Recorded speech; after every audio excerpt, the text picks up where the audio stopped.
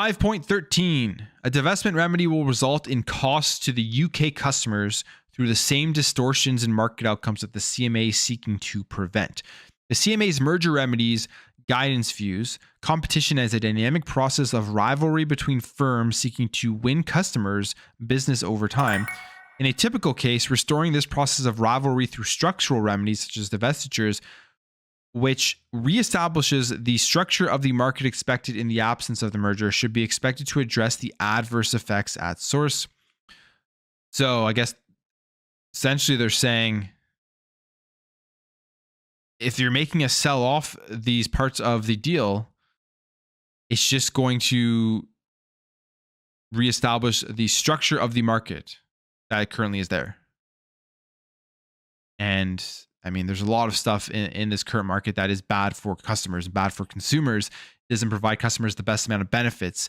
So you would assume that you would think that they would want this deal to go through when they look at the overall benefits that it is going to bring to customers. And it was really telling with some of the stuff that was pointed out in the customer benefits section of this document in a previous video I did, that Microsoft really honed in on, like how this deal is going to be better for gamers and for the average consumer out there. It's just like obvious in terms of the access and the price of stuff, how they're going to be able to drive the prices down, how they're not going to have to actually raise the price of Game Pass, the entire economies of scale argument, where the more people that are accessing Game Pass, they actually can reduce the pricing or keep the pricing the same, rather than contrary to what people are believing that they're going to have to increase the price to because of this deal. Potentially, if this deal doesn't go through, maybe at some point they will have to increase the price. We don't know. 5.14, this is not a typical case. Instead, this is an unprecedented case where the company allegedly at risk of foreclosure has been the market leader for more than 20 years and is significantly larger than the merging party. The dominant company, market leader, are saying that they are at risk of foreclosure because of one single video game. And that's what we've seen throughout these documents, which is almost laughable. Whether they're telling the truth or not, you'd assume, I don't think they would go out and like completely lie about this stuff. Who knows what legal problems that would get them into, but they're essentially arguing that they have one pillar holding up PlayStation, and that is Call of Duty. You take that out, they're screwed. There's nothing they're going to be able to do. And even though the game has been offered to them for 10 years, the terms that have been offered will foreclose the company, because they will lose their dominant position in the market. They'll be paying all this money to their direct competitor, which will be making their direct competitor stronger, which then at some point is going to allow Microsoft, because of all the money they're taking from PlayStation, to foreclose them. I guess that's their entire thing here that they're arguing. All right, guys, before we continue, 220 in the chat. Appreciate it, guys. Hit the like button. Share it out. And thank you again for stopping by. And I know if you've been looking at, I've been posting this to go live and been changing the times, just crazy stuff that's been happening.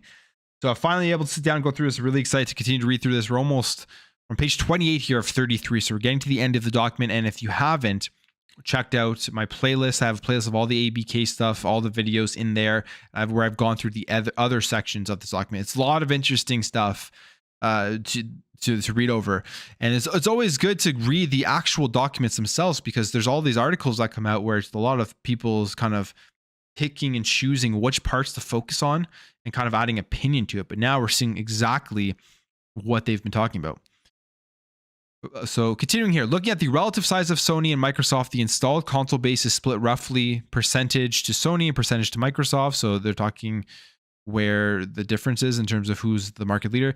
The CMA accepts that Sony has a significant lead over Microsoft in content, and that content is a very important factor affecting console choice.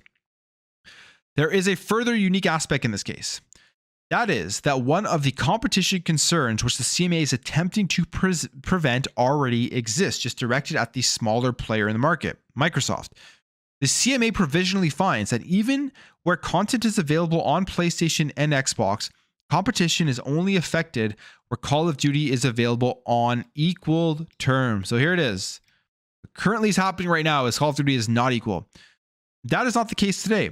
With Sony having exclusive access to certain Call of Duty content, the CMA's logic implies that Xbox, as the console with the reduced offering, exerts a weaker competitive constraint as a result. It's hilarious as I read through this document and I sit back and I think all of these things that Microsoft is arguing, so many people, when this whole process started and we saw Sony coming out against this deal, so many people instantly were just like, this doesn't make any sense. If you follow the gaming industry whatsoever, you know that the game is not equal right now. And PlayStation is literally keeping stuff exclusive because they have the marketing rights to the game. You read through this document, Microsoft pays lawyers big money to come up with this and write this stuff. And it's like anyone following the gaming industry recognizes this. Could have said the exact same thing. So how does the CMA and the regulatory bodies not recognize this stuff instantly as they're going through and evaluating this merger? 5.16, there has never been a vertical merger where input foreclosure was found to give rise to a significant lessening of competition in such circumstances.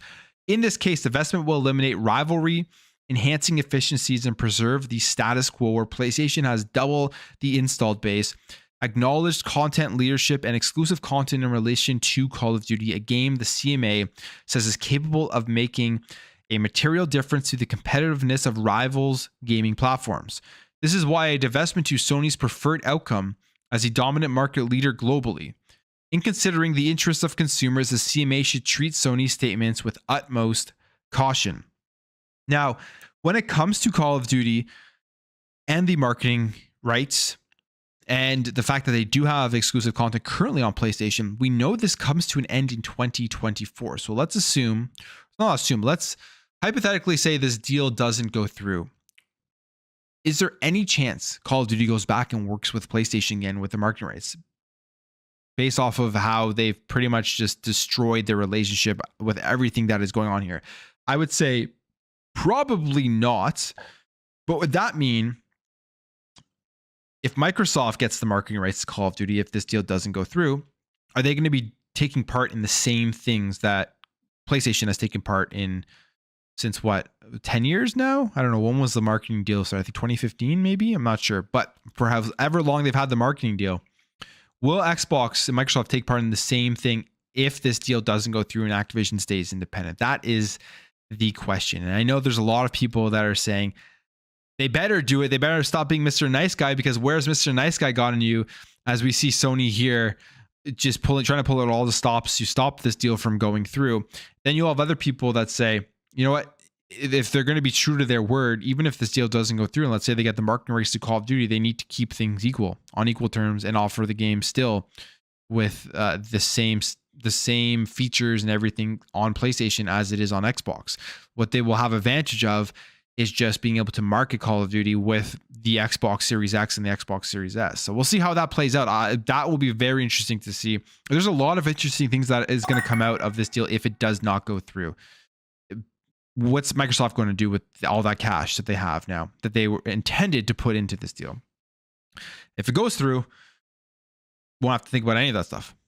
517. In imposing a remedy, the CMA is permitted to take reasonable and practicable action to remedy, mitigate, or prevent the SLC or any adverse effects which may be expected to result from the SLC. However, in choosing between two remedies which address the SLC on grounds of proportionality, the CMA may consider whether a proposed divestment remedy would distort competition, even if such distortion predates the merger. There is no requirement on the CMA to ignore pre-existing distortions of competition which harm competition and consumers. Failure to take this into account is to ignore a relevant fact. That's really well said. I mean, that's the thing. It almost seems like they are ignoring that right now. They are ignoring the fact that what they are arguing this deal is going to do is currently occurring, but in reverse. The dominant market leader is currently doing things that are anti-competitive to push down the smaller platform. And they're arguing that Microsoft is going to use these anti-competitive tactics to foreclose the market leader, which again, it just doesn't make sense. So we'll see how, if they stop ignoring that going before they make their final decision at the end of April.